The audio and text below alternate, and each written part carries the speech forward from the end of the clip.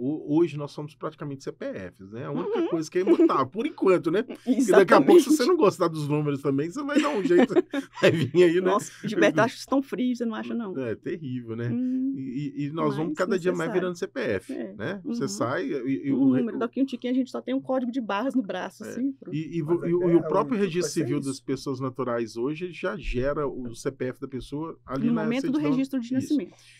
A partir de então, a lei hoje vai permitindo diversas alterações. Eu altero o meu prenome, meu nome e altero o meu gênero, não é isso? Isso. Eu não chamo de gênero, apesar do provimento 73, né, que é a norma que regula, falar em gênero. No registro, a gente não tem o elemento de registro gênero, tem sexo. Só que o sexo, se a gente for olhar, vamos pensar na etimologia da palavra, o sexo não se muda se não for com a cirurgia de transgenitalização, etc. Né? Se eu quero só fazer essa alteração do meu gênero, que é, na verdade, o que se faz, né, a alteração do gênero, o sexo não. Como que eu vou fazer? Se eu falar que é gênero, não tem gênero no registro. Se eu falar que é sexo, não é uma realidade. Eu até sempre defendi que eu tenho que falar que a alteração é do prenome e do sexo, porque o que vai mudar no registro é o sexo. Só que realmente é complicado você falar que está mudando o sexo de alguém que não está mudando o sexo. Só mudou o gênero, concordo? Que o sexo é biológico, É físico. O sexo é hormonal, físico. uma série de coisas. E o gênero é psicológico, é autoperceptivo.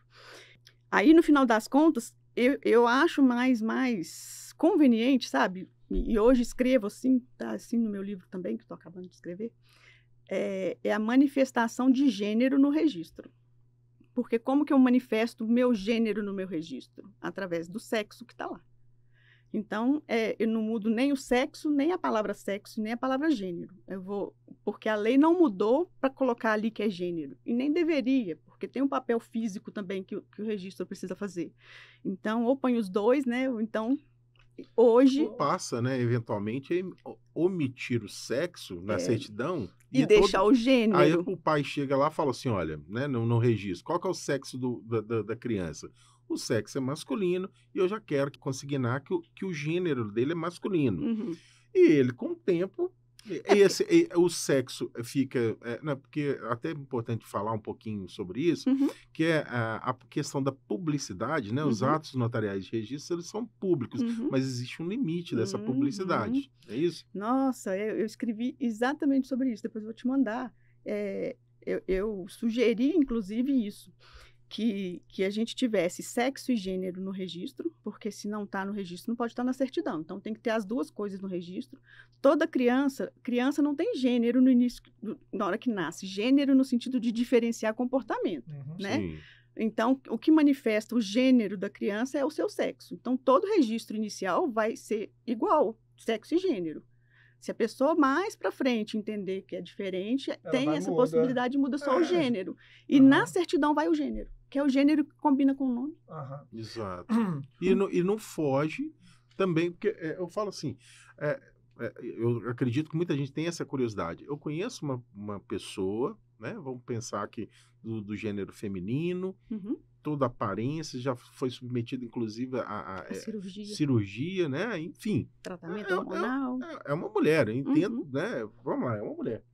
Mas, e aí, eu, né, que vou ser o futuro marido dela, eu posso tomar conhecimento disso? Ou eu tenho limitação de tomar esse conhecimento? Né? Até que momento que eu possa ter, vamos lá, né? Eu falo assim, eu compro um carro hoje, eu sei que no passado ele foi um carro transformado, né? Eu falo, a pessoa chega a esse nível de conhecimento, se eu quiser ter esse conhecimento?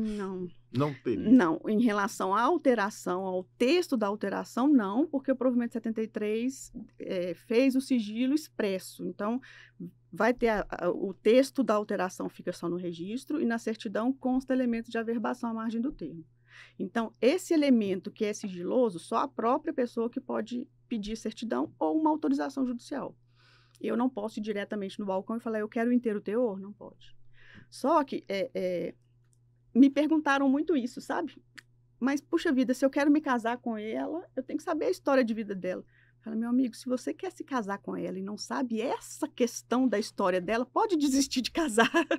Mas é só uma brincadeira. Mas então essa pessoa nunca vai chegar a essa informação. Ela não consegue. Ela vai pedir judicialmente. Eu vou me casar com ela e quero muito saber, né? Porque eu fiquei na dúvida e eu quero saber. O juiz, se entender que sim, vai permitir. Entendi. Aí o juiz manda a Naquele autorização campo cartória. observação, vem algum tipo de remissão, algo ali que eu possa eventualmente saber que existe algum tipo de anotação anterior? Tá.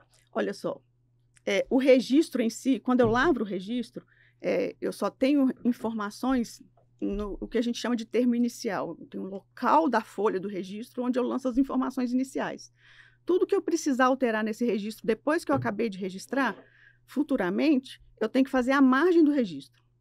Tudo que está à margem do registro, eu preciso mencionar no campo de observações, salvo se eu tiver qualquer informação que tenha expressamente na lei, em norma, qualquer, o sigilo, né?